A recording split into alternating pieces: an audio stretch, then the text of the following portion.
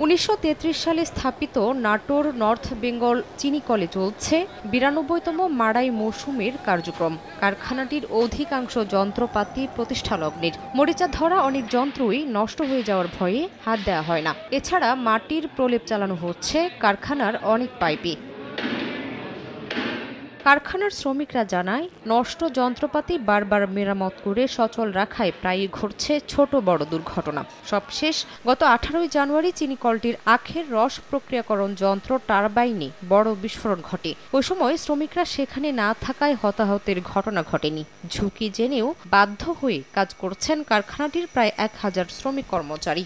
এমএলএর A to Z পর্যন্ত সবকিছু damage হয়ে গেছে, নষ্ট হয়ে গেছে। আমরা জীবন হাতে করে মৃত্যুর সাথে পাঞ্জা লড়ে কাজ করতেছি। যান্ত্রিক গোলযোগ হচ্ছে, এটা আমরা মেরামত করে আবার পুনরায় চালানোর চেষ্টা করছি। মিলটাকে যদি আধুনিকরণ করা হয় তাহলে আমাদের হয়তো ডিউটিটাও স্বাচ্ছন্দ্য করতে পারি। ২০১৩ সালে চিনিকলটির যন্ত্রাংশ বদলানোর উদ্যোগ নেওয়া হলেও তা বাস্তবায়ন হয়নি। তবে চিনিকলটি আধুনিকায়ন করার উদ্যোগ নেওয়া হচ্ছে বলে দাবি চিনিকলটির কারখানার জিএম-এর। ২০২৪ সনে ফিজিবিলিটি স্টাডির ডিপিপি পাস হয়ে গেছে, এর পিডিও নিয়োগ হয়ে গেছে। যদি মিলটিকে মডার্নাইজ করা যায়, মারাই ক্ষমতা বাড়ানো যাবে এবং এর উন্নয়নও সম্ভব হবে।